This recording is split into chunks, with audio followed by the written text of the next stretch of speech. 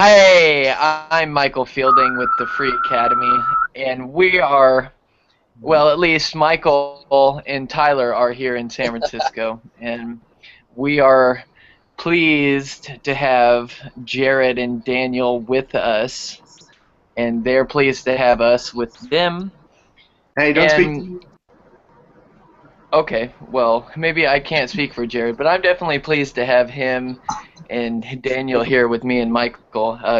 Michael and I are in the same room, and actually, I was just kidding. I'm not Michael. I'm Tyler. But Michael and I are here in the same the same house in two different rooms in San Francisco. Okay, so what we were doing before we just made this broadcast go live was trying to talk about sort of a topic for our discussion, or what I like to call the point of departure, because that's ultimately what it's going to be.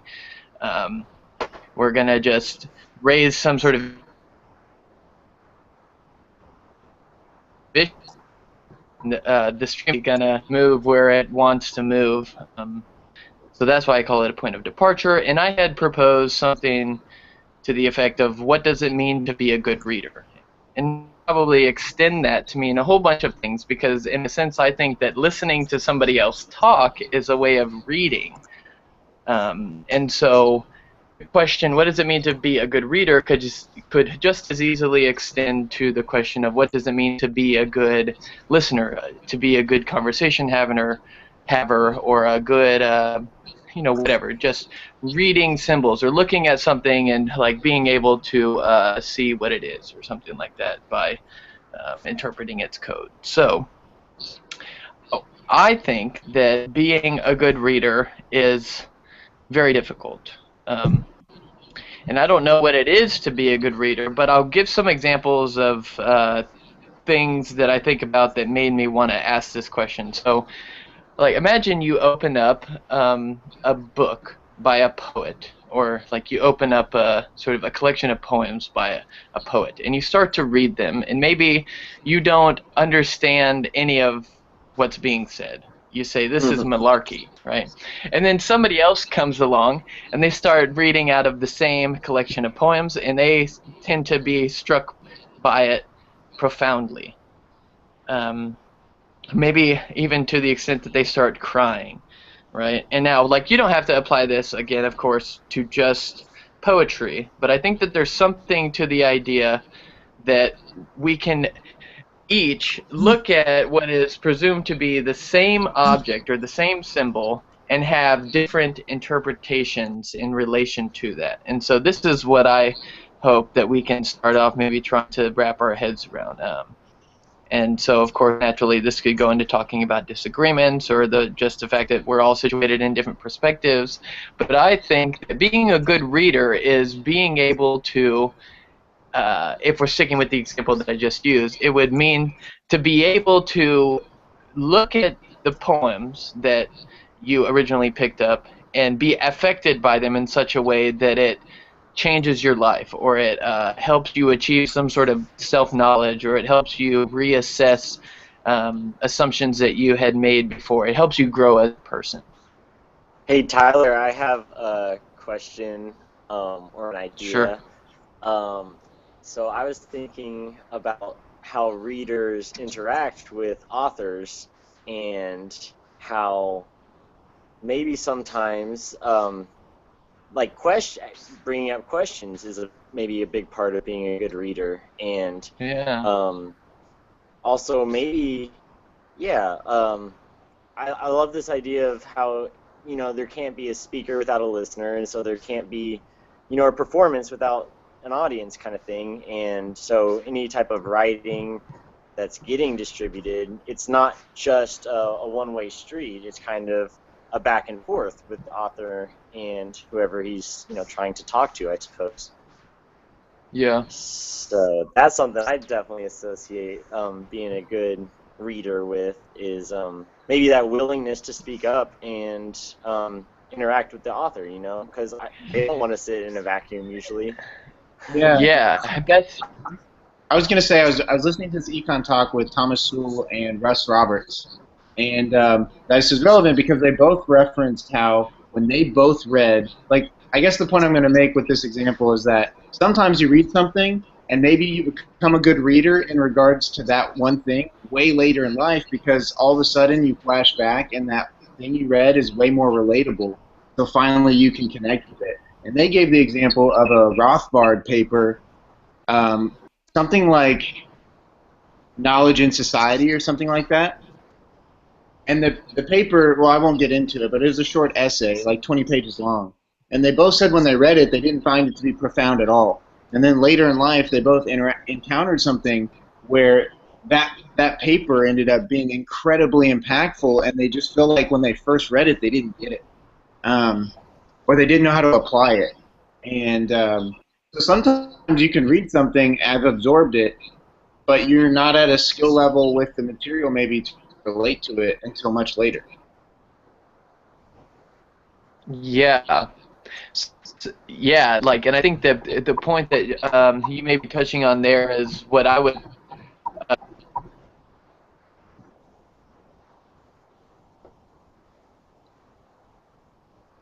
You still there? I don't hear anything. No. Did I on you, Tyler? Yeah, come sit next to me. All right, Tyler's gonna join me on this one. Go, get on in here. Yeah. Conveniences of geography right here. Yeah. Okay. Like a lot of that got mixed up. I didn't know what I missed or what I caught, but I think I was saying something to what you were saying, Jared.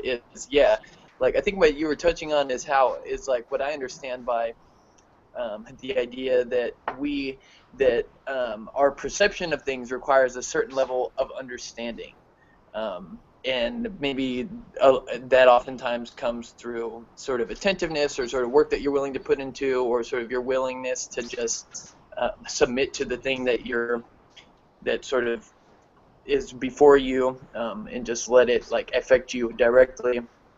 But I think that that's what makes sense of how we can oftentimes, when you look at a really dense book, let's say for the first time, you can't make sense of it, or like when the people that you were just referring to read a poem and it doesn't affect them in a profound way. Well, I think that sort of through time and effort and attentiveness and like whatever else it may be, we can come to understand these things in a new way and thus come to perceive them in a new way. It's like a joke, right? Like if you have to over-explain the punchline of a joke, then it's not funny, right? Sort of what's funny in the joke comes through you're already having achieved a certain kind of knowledge or a certain level of understanding.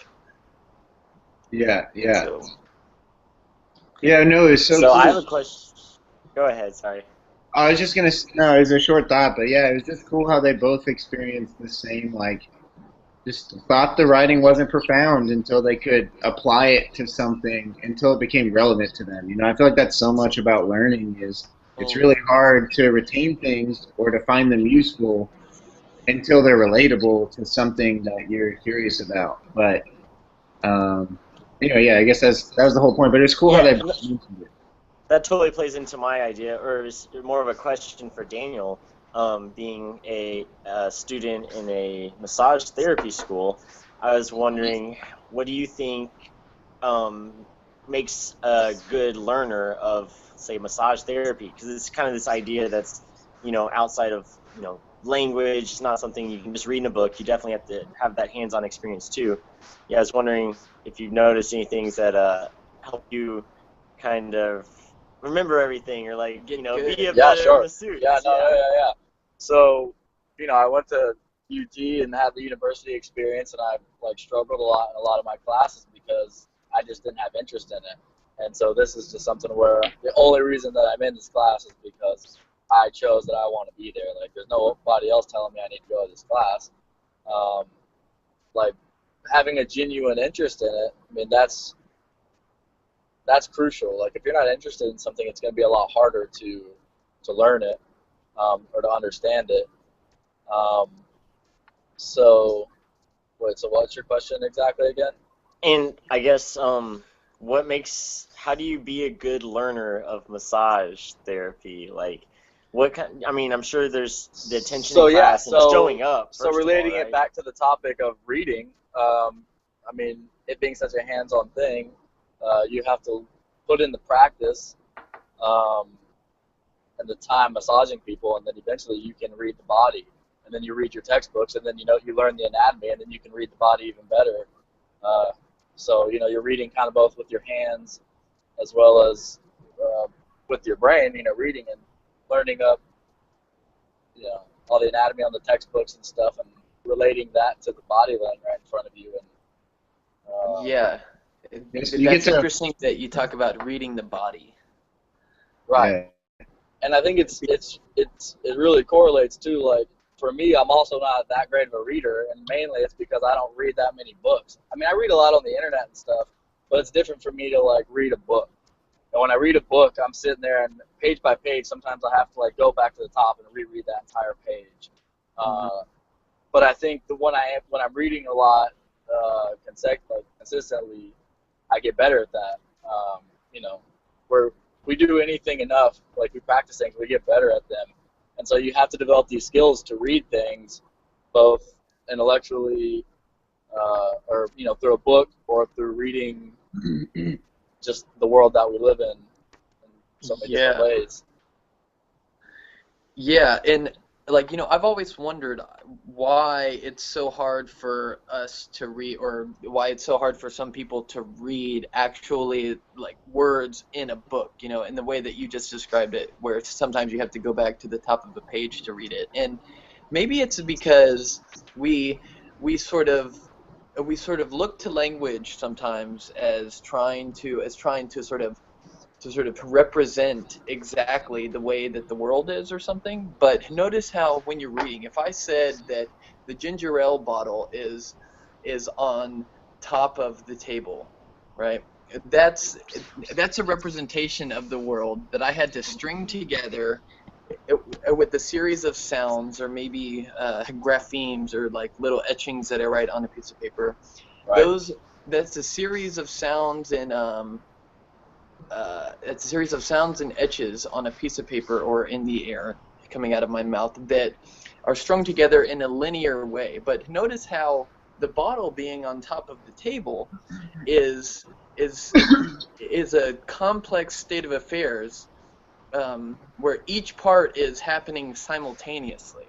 And so maybe when we look too hard for language to sort of to sort of to sort of represent the world in the way that it actually is right there, like a sort of a one-to-one representation. Maybe it becomes hard for us because we ultimately know that that's not how it is, right? Language is strung together in this linear-like way, but the state of affairs that a sentence like the ginger ale bottles on top of the table, the state of affairs that that sentence is supposed to represent is actually something that's composed of many things happening at the same time, when in a sentence it can only happen one at a time. So maybe we suck at reading because it just takes so long to sort of piece it all together. That's Yeah, that's interesting because interesting, but I also think like as you're reading along, you can have these really complex, vivid pictures like flowing in your brain. So on the other hand, it's like incredible how a linear series of symbols can like produce these vivid hallucinations, or at least associations between yeah, different mental concepts that you wouldn't have had before. It's like literally staring at something that's not moving and seeing shit, which is just fucking nuts yeah. on the one I hand. was gonna say because you said that phrase, and before Michael showed it to me, I pictured it just right. Like I pictured it just how it looks. But that's only because I have experience with those type of interactions in my life.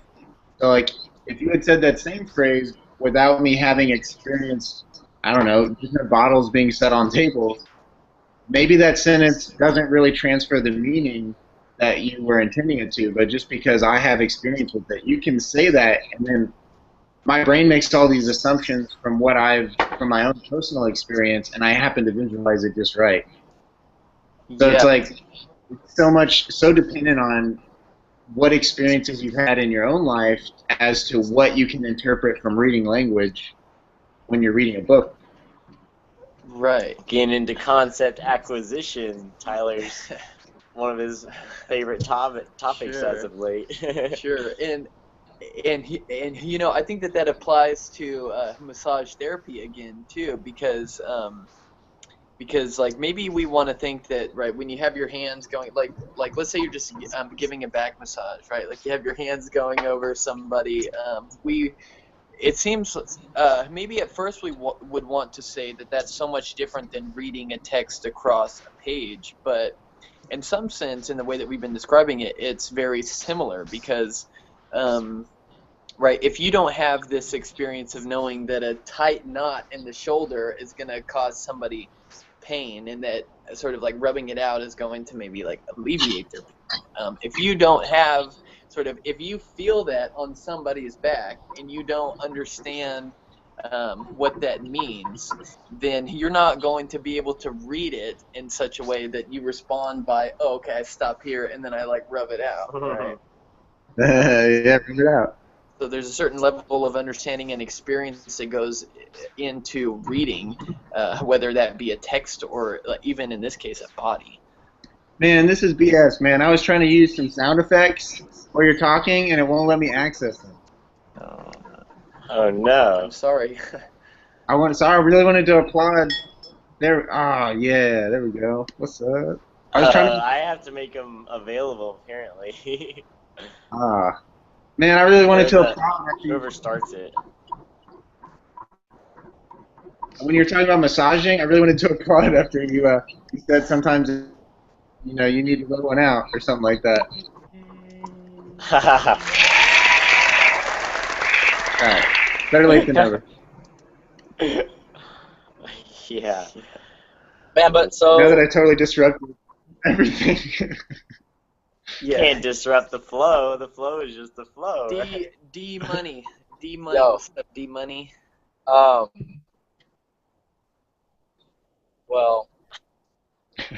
I don't know. The topic that you came up with was what makes somebody a good reader, and I'm not sure if you can really be a good reader, or if you can.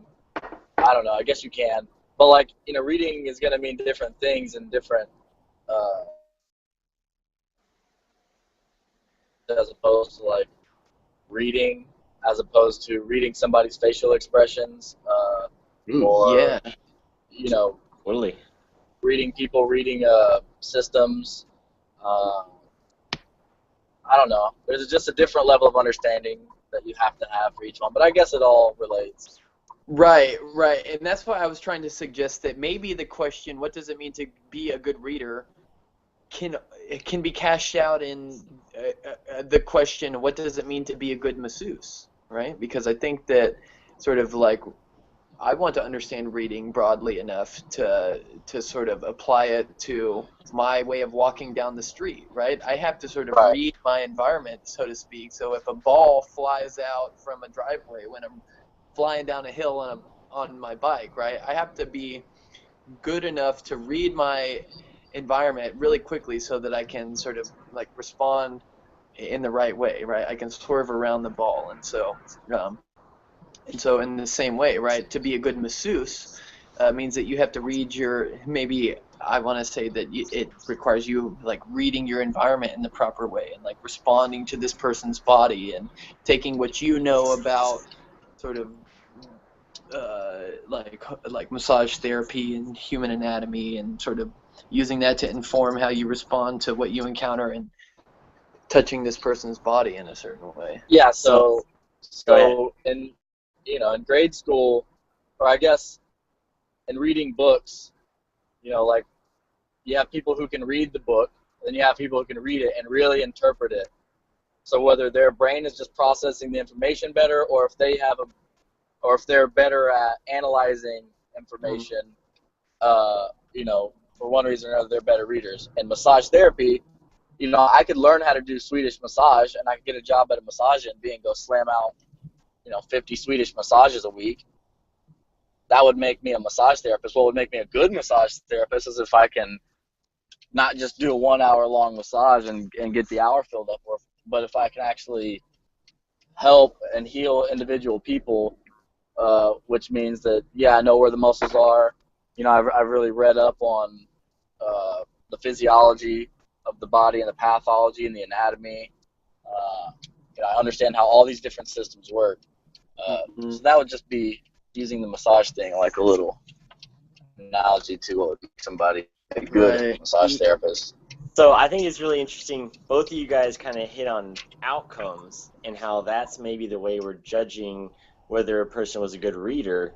Like Tyler mentioned, you know, if you can swerve to avoid the ball, then you're gonna get fucked. And like, you obviously weren't reading the situation as good as you could have. And like, same with maybe giving a poor massage. Like, you weren't reading the situation right. But the only way we know you weren't reading it right was because of the outcome. So I guess my question is, like, how much of the experience of like reading or say learning more generally, like, do we judge whether you're doing it well based on later, like how well you're acting, or is it in the moment? Like, can I tell someone's being a good reader by watching them that second, or do you have to wait to see what happens later? Well, I think that's the benefit of having, you know, education systems and having somebody who's kind of they have a lot of experience in watching people learn and helping and assisting them to learn. Problem is, our education system, as it stands, they don't really encourage good reading. They encourage learn how to read so you can take our fucking test. Yeah, I don't think that was really my question, though. It's more like, even say if there was a totally different education system, like, how do you judge whether someone's learning well? Like, can you do it in the moment, or do you have to wait till later? Like, do you have to test so in massage, right now?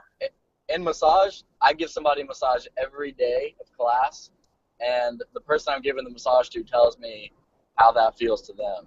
So that seems like a real good feedback loop. That you know, right, exactly. It's awesome. I mean, and some people don't, but I encourage them to, and I always tell people, you know, you could definitely use a little bit more pressure here, a little bit less pressure here. You feel a little pokey, you know. I definitely encourage that, and I think that right there is. That person is assisting my better understanding of the situation. So totally, that seems awesome. That like in the moment as you're learning, you can also be finding out like if you're being effective. Right. And when does that happen in public education? You're just sitting at your fucking desk, praying you're doing it right, afraid to raise your hand. Well, I feel like we're gonna have a test at the end of the week. Everybody study before Friday. Okay, pop quiz. Just kidding. I feel like the main thing that we're hitting on is like, I don't know, because okay, so in the moment maybe you gave a bad massage, but I wonder if you can judge whether or not someone's reading the situation well just based on in the moment, because they could learn so much from that experience that goes on to help them, like, I don't know, the next time or down the road. So it's almost like, yeah, timeline is so interesting in regards to a successful outcome from a certain action, because everyone's going to have a different timeline, and maybe you can't judge the experience immediately after, let's say, for example, one massage, because maybe it wasn't a good massage, but you learned a lot from it. You know, that you're going to go on and have profound, reactions to later. Yeah, maybe we could talk about the value of mistakes, or like how, like doing something bad in the moment can like totally make something better later on, or like especially with the feedback from others. Yeah.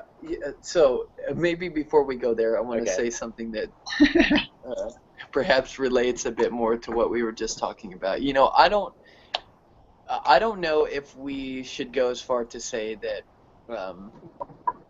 that whether or not someone is being a good reader is always determined by the final outcome. Because I think that you would think so. Sure. So then maybe a better way to put it would be to say that like an outcome is good because the person in that moment was sort of doing the right things. You know what I'm saying? So it's not that after you give someone a massage, them telling you that was a good massage. That's not what like retroactively makes what you were doing good, or bad, right? right. But it's almost like it's being good was a consequence of your already being a good masseuse or like doing the right things in that moment. But yeah, you were talking about okay, but then you said you asked the question. Just like measuring whether or not you're learning based on the outcome, or can you like look at someone in the moment and say, oh, he seems to be learning really well right now, even though I don't know how he's going to apply that knowledge, or if he ever will, or like if he might fuck up later. Right. Like I feel like timeline, like we can never know for Like sure. you can kind of look at someone and tell like if they're absorbing. You can look at someone and tell if they're listening or not, right? Yeah. So I don't know if you can tell if they're learning or not. Everything happens on a timeline. I don't get what the issue is. I mean, in order to learn anything, something else has to happen. So it's like maybe the question is this. Okay, maybe we have to ask the more general question. What is it to learn something, right? Is like learning just being able to sort of store information and regurgitate it? So like, look at this. We might ask, is Siri intelligent, right? Or like, Siri, are you intelligent? Like, is a Google search bar intelligent? Does it learn anything? Well, Siri, are you intelligent? Because it does learn. Hold on. Well, a wise man once said, I am so smart. SMRT. Alright, that wasn't very good. Good one. Good one. Siri let me down. Okay, so My answer is no. Perhaps before I mix up the examples, I want to say something like, well, okay, some people, I take it, look at learning as consisting in being able to just retain a bunch of facts, right?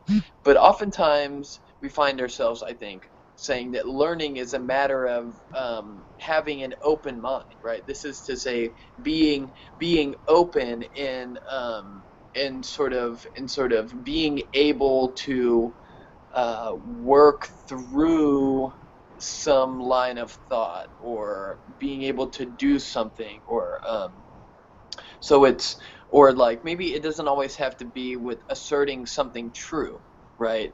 It can just be like you are learning insofar as you're exploring and being open to I don't know, the possibility that you're getting wrong, right? Like you're trying to discover something, and so it's not just a matter of me like blasting into knowledge, right? Sure. And if maybe not, if that's the case, yeah. I was gonna say because if not, like I like sorry, this crazy visual just occurred in my mind when you were talking about this. Like if some form of intelligence isn't the ability to like push things forward or make new connections or have new ideas, then like the only society would stall, right? Because the only knowledge that's available is already created, like it's already been thought and just drilled into everyone's head.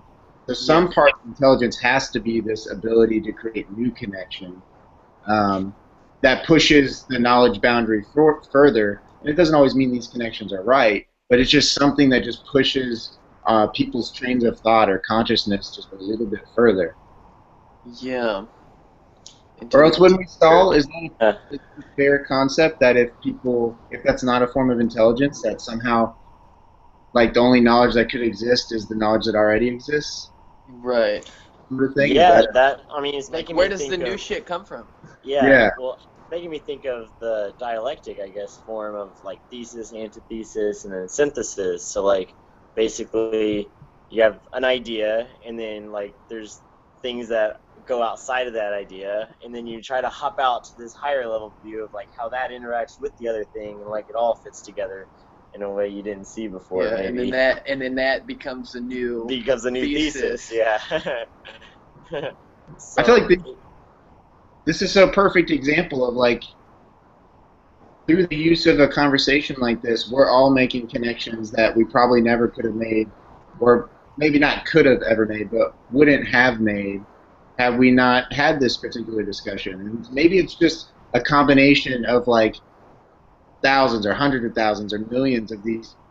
You bump into other people that have different connections, and then their connections open you up to new connections, and that's all really expanding a knowledge base is just like, I don't know.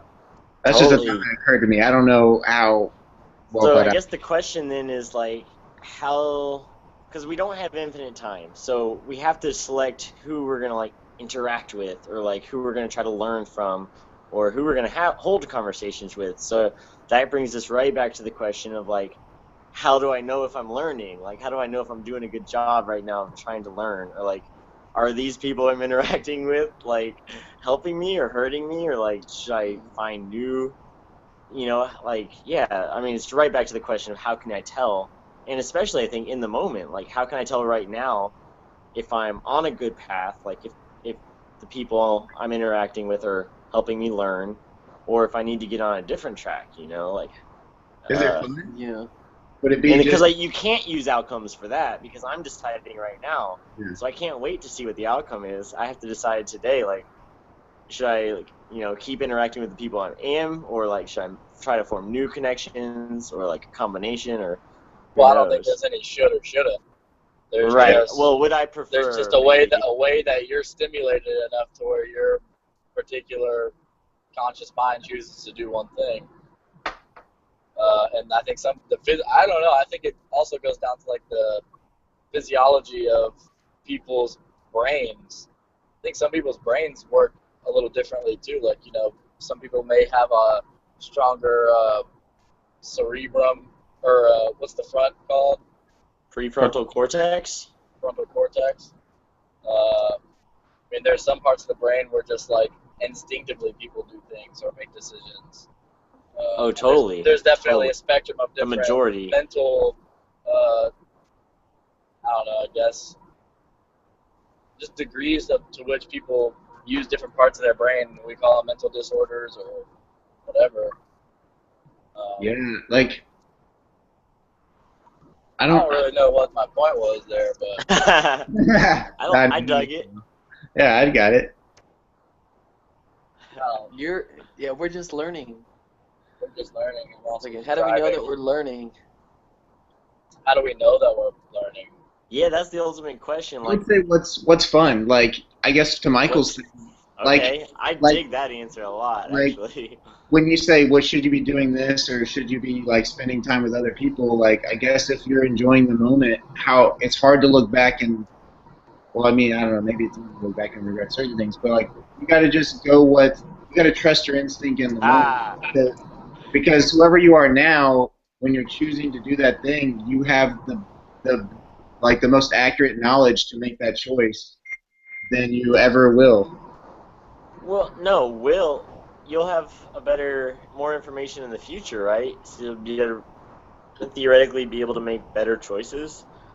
No, but I mean like for right now, you can Tyler doesn't like that. yeah, Because we live in the moment, and all yeah. our choices are the best choices we Well, can no, make. I'm Well, I feel saying like you gotta that a choice that you have to make right now, yeah, you don't have you're the not going to become better informed to have made that choice. Yeah, but Because, sometimes like, deferring a choice is a choice I can make right now. Like deferring the option to later. Like, I don't have to well, make that the is choice a now. I choice can though. wait. But that is a Sometimes. choice. Okay. I tend to do that a lot. Like I push off my decisions. Like I see a split point, like I could go one way or the other, and like I tend to like wait as long as possible until I have to make that decision. Well, But I then, think then I flow with it. no, that's a Yeah, that's all I meant. that's a weird visual for me because that would imply that it's like there's just like I could stay in San Francisco or I could do something else. But it's like I think deferring is a decision in and of itself. Like you're still making a Yeah, I decision agree. right now to we could jump on this hangout or I could watch TV or I could have gone to sleep or I could have like smoked or like but I chose in this moment out of all, I had the information at hand with what I felt like I wanted to do. And for me, like I was most excited about hopping on this call. but I could look back afterwards and regret it. But I don't know that in the future I had more information to make the right decision in the moment that I made Yeah, it. but this is a situation you can't defer, I think, again. So maybe like What? okay, so I have an ounce of gold, for instance, and like every day of my life, I could choose to sell it, or I could defer that decision. No, that And is a decision. You're choosing maybe not to that's sell a it. bad example too, You've but chosen not to sell it. You're choosing. I That's have not. Or like maybe you're not choosing to not sell it, right? I don't think about it every day. Like yeah, so like if you just have your gold at your parents' house and we're just on a walk and it never even occurs to you, it seems like you're only deferring, and so choosing to not sell it. Once you say, should I or should I not sell my gold? And you say, better not sell it yet. Yeah. Yeah, And no, That's- rationally at that point, it you does. make a It decision. is So a that's decision. a little bit different. Maybe the choice would be like, So then, in that sense, you would never become more informed yeah. So that's a on different how one. to make that choice better. Hunter S. Thompson has a quote on this, and it says, "A man who procrastinates in his choosing will inevitably have his choice made for him by circumstance." Huh.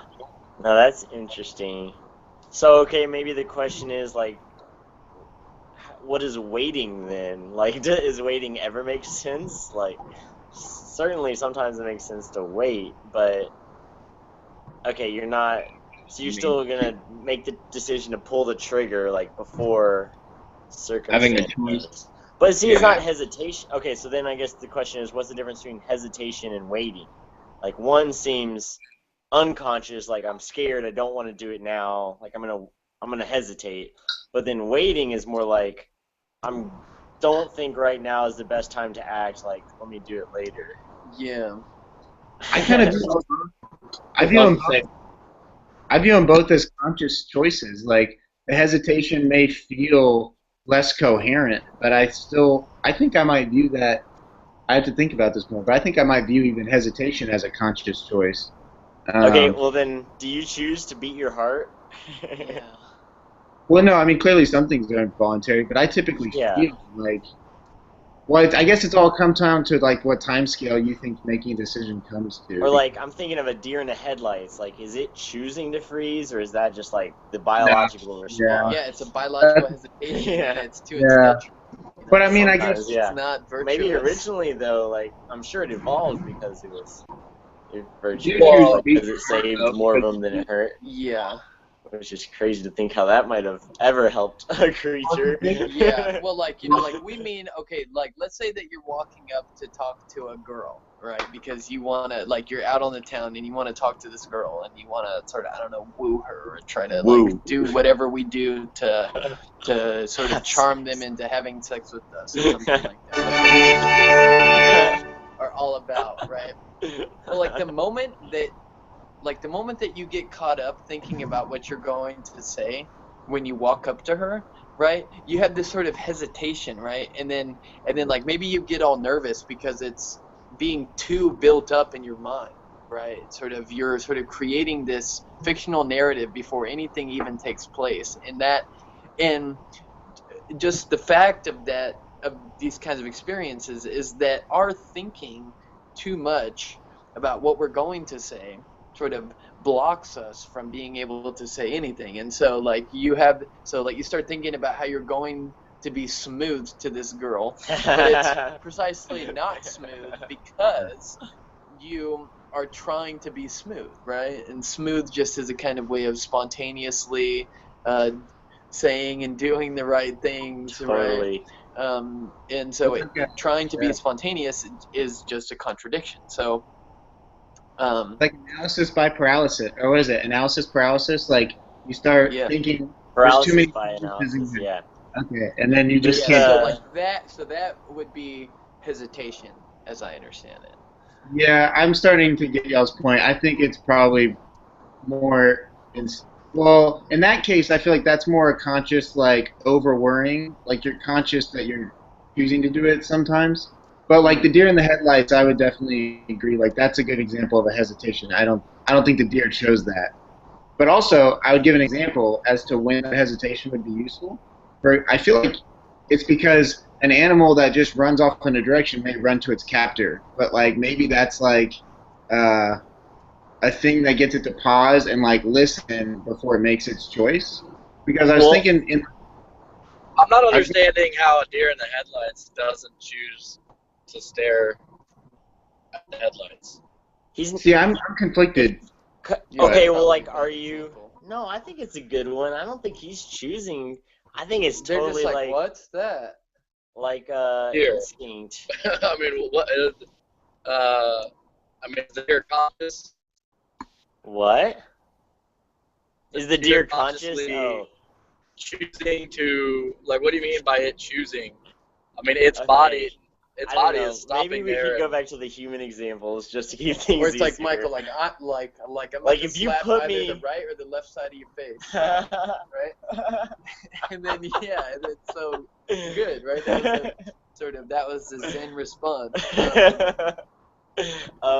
It reminds me of the other day we had a talk, and Tyler asked me a really good question at the end about like the difference between positive and negative freedoms and how that might impact my political philosophy.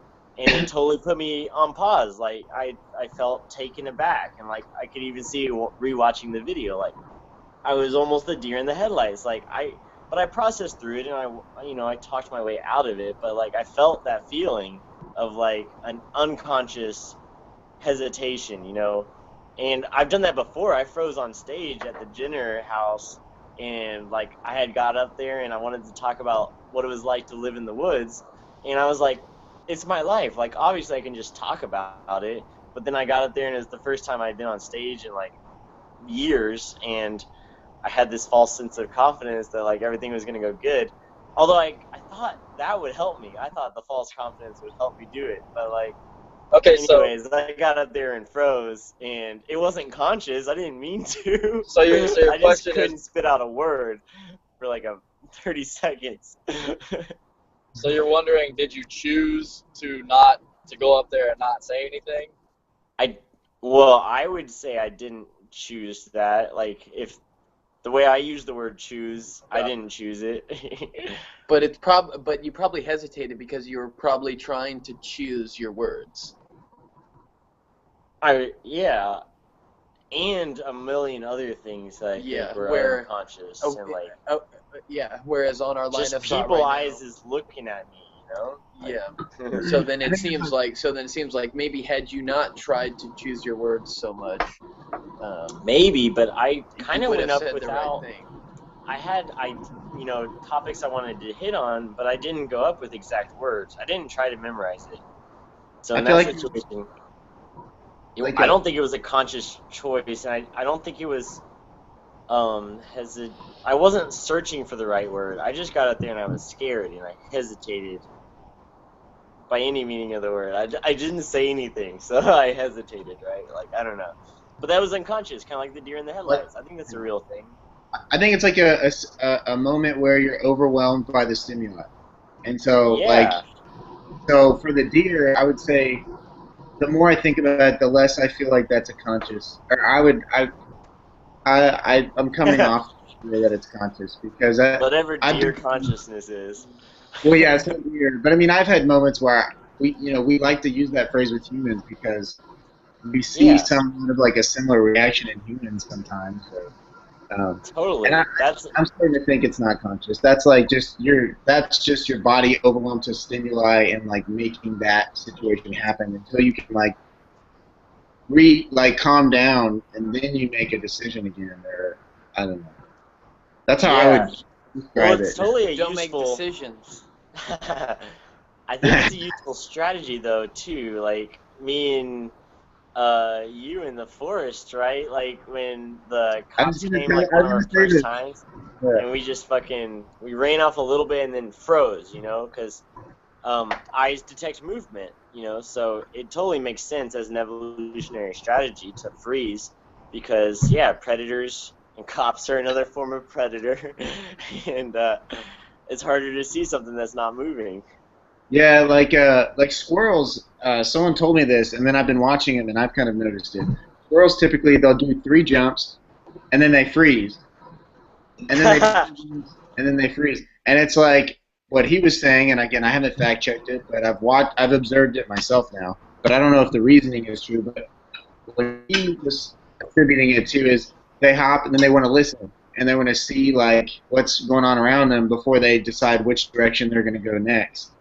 And Totally. And when you're moving, you're making noise, and then you so it's can't hear hard. other people. Yeah, So yeah. So I don't know if yeah, he was right. waiting. I think waiting in general is like it can be a very good strategy for all kinds of different parts of life, you know. So I don't like this idea that hesitation is necessarily a bad thing. Well, maybe we're distinguishing. Well, Like hesitation is One is like unconscious, conscious. waiting is conscious. Yeah, yeah. I would say that. Well, so there's Not- there's like choosing not to do something, then there's hesitating, and then there's the part where you're going through time without even thinking about something. I really dig that point too. Because that seems like that's what your goal thing was for a while. Like you just really weren't even thinking about it, right? Right? Not that Yeah. Like you weren't choosing or weren't hesitating. It just wasn't on your mind. Totally. It's just So what a is part that, of the universe that I left, you know, and then I'll come back to it later. Basically, it's not in my decision-making like realm or whatever. But I feel like Hesitation is only once negative circumstantially. What's up? I said hesitation is only negative circumstantially. Okay, so that's back to this idea that like we can only judge events by their outcomes, kind of thing. Or like we were talking earlier, I think before you got on, about kind of this question of whether you can tell if you're learning well in the moment, or whether it's only you can only judge it after the fact by the outcomes. So like, can we tell if Daniel is in the moment learning massage really well, like one day in class, like can we tell if he's learning, or can you only measure it by whether or not he's a good masseuse later on? So I feel like that's kind of the same thing with the hesitation, or like, you know, you said you can only judge it by circumstance, like how it comes out, right? Like, but can you ever, like, well then how do we know whether it's a good idea to wait or not? If I can only judge by the outcome, then that doesn't help me because it hasn't happened yet. that would mean like we don't know if we had a good life until we die, right? That's like I like that. All choice comes with risk, so you just kind of weigh the pros and cons in that moment and go for it. I feel like it's like this moment. Just like Like, how about if Sean never dies, can we say that he's lived a good life? Or maybe until, right? Just Well, yeah, because like right now, right? I mean, we don't want to posit that he's not going to die. I'm just saying, like, until you die, like, can we know if you're living a good life until Well, like, you die? I'm saying if he never died. I mean, like, I'm just Oh. it doesn't matter to me at least. All right, fair enough. Yeah. Well, it depends, right? Because like it depends on how you look at it. Because let's say Sean lives to be 100, and he's only 25 years in. So right now, like if he had 35 years of misery, but he had like 25 good years to start, and that's just when we're commenting on he's had a good life. Like, how do you? I don't know. That's interesting. Michael, I don't mean, think you can ever look in and tell if somebody is learning well or not. Okay, that's a great claim. The whole concept of being able to learn, we obviously have a pretty developed conscious mind to where we are able to learn, and unless you can tap into my conscious mind, I don't think you can really see if I'm learning anything. Because even if I seem to have done something, well, can unless you I know? seem to have, Sometimes people know what you're thinking better than you know. it Clearly, doesn't happen very Well, often. I was thinking, even if That we definitely just doesn't happen very often. I mean, when do people know what I'm thinking? when they Yeah. look What at I'm your thinking right face, now? man. there's like Well, when we silent watch you Okay. at when we watch you at the bar when and you you're turn talking. around as the girl's walking away, we know what you're thinking. Yeah, but okay, but so if I'm to give a massage to 50, right? I could give. You're gonna have I to say concur. it again. I Greatest don't know. thing ever. So I mean, that's totally Blanked out. determined by so say I have 50 people in a public. They don't know anything about massage, so they don't know if I'm a good or bad massage therapist regardless. So how can they tell if I'm learning or not, if I'm learning or not learning? Maybe by how you make them feel, right? Well, because again, Yes. it comes down to what is it to learn, and so that's probably, I think Sean said it, there's a kind of relativity to what it means to be learning good, right? Maybe the way that you learn to become a massage therapist is different than how we assess whether or not you're learning the ways of Zen or something like that. I kind of think I'm with you here. So say I'm in massage class, right? And I'm trying to get down a technique. Maybe, my instructor, and this is something that they get on me about all the time, is my body mechanics. Get lower into your lunge or get into your bow stance. We have these different stances so we keep our body aligned and shit. But anyway, I might get something down one day, because he showed me how to do it. But then the next day, he thinks I've learned it, but I haven't really learned it because I'm still going to be stuck in. Or maybe I did learn it. I did it. And So maybe I just haven't made a habit of it yet. But All right. Question. Oh, go for it. Oh, well, this is quick. I'm with Daniel, though. I wanted to back him up. I don't think anyone can ever know what's in your head better than you can, but what I think they can do is they can express it out loud in a way that helps them better understand what you had in your head. Yeah, But and they can do their best to read it. Yeah, but I don't think anyone can know what's in your head better than you, but they may be able to express what you're thinking in a way that helps them understand it, in a way that makes them think that perhaps they understood exactly what was in your head. I don't know if I can do well. I agree. And even then, their models of the same concepts are different, so it's only a sorta understanding, if that makes any sense. Well, yeah, I guess we never. But go to your question, Sean. Right. Well, I'm just saying, like, what y'all say about consciousness, and all right. So say this is just a like a thought tool, I guess. And say we have a robot that can do all the same exact things that a human being can do, and it can feel, smell, think, it can devise its own plans, everything, and it can even tell you exactly what it's doing. Would you consider that robot conscious? And if so, what if not, rather, what changes our consciousness, or what makes our consciousness unique from a robot who is, has the same exact experiences and like as a human being? I think you're a robot just pretending to be a human. Yeah, Maybe. I agree. And you're I'll sell you unconscious.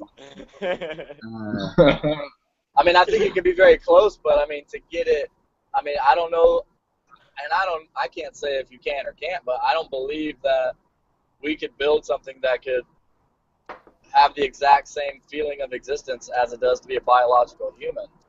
I don't think there's that type of technology or capability. Well, okay, just by saying that, though, you're like positing or saying that all biological humans have the same kind of consciousness phenomenon.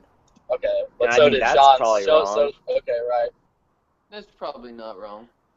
We don't have it's all the same similar. kind of consciousness. Like, Same kind of dude. Like, we don't even know what the fuck we're No, talking totally about. not. I know, that's what I'm saying. It's got to be different. Like, This is so uncontained. This is so like the question is, are we learning anything right now? No! Do we even care to learn something? Why, dude? Like, I think we've had the wrong question from the beginning. Well, it's because if it's fun. Why If it's fun, is do it. learning so? Only if it's fun.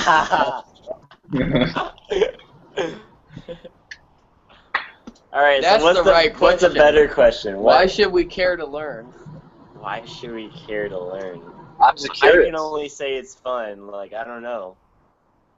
Okay, so are we learning if we're having fun right now? Yeah. Hell yeah. Okay, well, yeah, like you weren't saying that learning is having fun. Right. You say we should care to learn because it's fun. Yeah, that's the square in the rectangle problem. Like, not everything that's I fun don't is like that learning. definition of learning. No, I wasn't saying that. Okay, I wasn't saying that everything that's fun is learning, but I was saying that learning is valuable because it's fun. So are we learning? I feel like I'm learning, I've put some new associations together today. and I'm having fun. I would say I'm that's learning that y'all want to skip over my consciousness thought tool. But yeah, I like your What? I said I'm learning that y'all wanted to skip over my consciousness thought tool, and if there's a robot, Because it's a pseudo, yeah, it's a weird it. pseudo question that's like it's hard to answer. well, I just say that because artificial general intelligence, like this is exactly what they're trying to accomplish with that, and so therefore, if we were able to develop these things, what is the difference between our consciousness and them if they quote unquote claim to be Yeah, Man, conscious? so that like, word, if we treat it like it's conscious, Right. then like what does it matter? Like if I I'm can really- fall in love with a robot and it seems to be in love with me, then I don't care. Yeah. All right. well, and Does she have a vagina? And then if that's the case, is consciousness such a special thing, quote unquote? If we have this, we have a I don't think it's mechanical that thing special. that can, yeah. Like Like, it's but- well, it's special insofar as it's fundamental. That's what your life is. Your life just is being conscious. So like Right. you shouldn't downplay it. Like it's not special or Right. important or. Okay, yeah. So, yeah. But I at can the see what same Tyler's time, saying. not- Like not- this is the not only so way we're special. ever gonna Not- experience anything. Is Right. consciousness. So then but that's a word that we can like associate with different things. That's all I was trying to say is that word itself isn't all that important. It's more the Right. experience maybe that we get out of it rather than the exact linguistic associations. Right. That Not okay. word, that thing we were Right. talking about. You're right that it's I not guess. right. Oh, yeah. Shouldn't downplay it, but at the same time, it's not something that we can't recreate. Possibly, I guess. Well, yeah, who knows? I know we can recreate consciousness because that's what, like, if you have sex and, You like, have a a baby, we can make it happen. Yeah. I would And I don't see any difference between that and, like, Recreate programming a consciousness computer. outside of To answer biological your order. question. Yeah, to answer your question, I don't think there's that much difference between programming a computer with a robot with skin or whatever versus, like, impregnating a woman and, like, she gives birth to a baby. Like, either way, you're moving atoms to create a consciousness. Like, Right. by any familiar use of the word, like, if I'm going to interact with it, like, even the way we interact with Siri, you're treating her as if she's semi-conscious, at least. Like, you're talking to her. Like, I don't know. I think that word's a distraction, maybe. On that loan, yeah, right.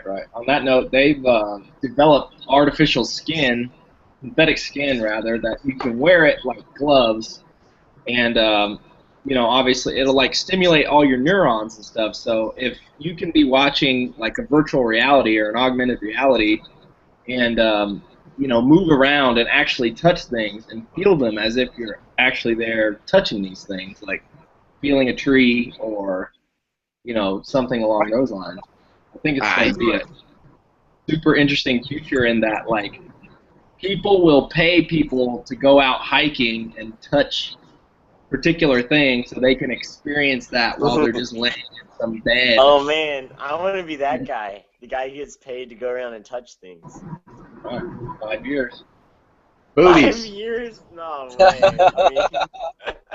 I hope so, but I don't Yeah. believe it. Check out the have a look at the bet on Tesla it, suit. at least. What? Have a look at the Tesla suit. Okay. Tesla suit. I'll Google it. It fits those exact parameters. It's already here. Hey, I you think should I'm- talk about the musical suit where, like, you can play. This lady made a TED Talk. It's pretty cool. It's about, like, so it was the other direction, not Well, it's your not a TED sensing. Talk. Oh, wasn't it? Like just like a Vimeo video. Emotion okay. Heap has developed, or her and her team have developed these gloves, or like these body Yeah, I suits saw that. that can be used to manipulate things like pitch and modulation and So you can do like a whole soundboard just arpeggiation. by like twisting your body and like dancing, basically. So it's more immersive, like musical creation experience is kind of the goal, I guess. But yeah, Hey, technology I is was just definitely making cool shit. I was gonna say, I feel like this is probably hitting the outer bed, like, time wise. I feel like we've kind of reached some cool conclusions. What do you guys? Yeah, we were totally Yeah. saying the same thing over here.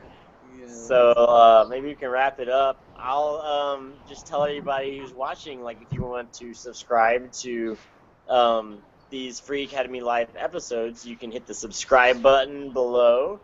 And if you want to participate, feel free to register on the freeacad.com, and you can make a post, you can comment, and you can get involved with this small little community that's quickly growing. And we're Helps all us have about, better conversations. yeah, we really need your help because we suck at talking to each other. So, like, bring in some new ideas and let us know what you think about all this. And if you want to host an episode, if you have an idea for a topic, you could totally like kind of take the reins or whatever and like introduce us all. And anyways, that's Join the all I Global Book got. Club. Like, we'll talk to you guys later, and thanks Join the everybody for global participating. join the Global Book Club. We read a book once a month, and it's a international book club. People from all over the world. Hell yeah, we all could definitely use some improvement in our reading skills. I think that was the original. Full More circle, ideas. man. Let's go ahead and end it with that. Thanks everybody for watching. See you.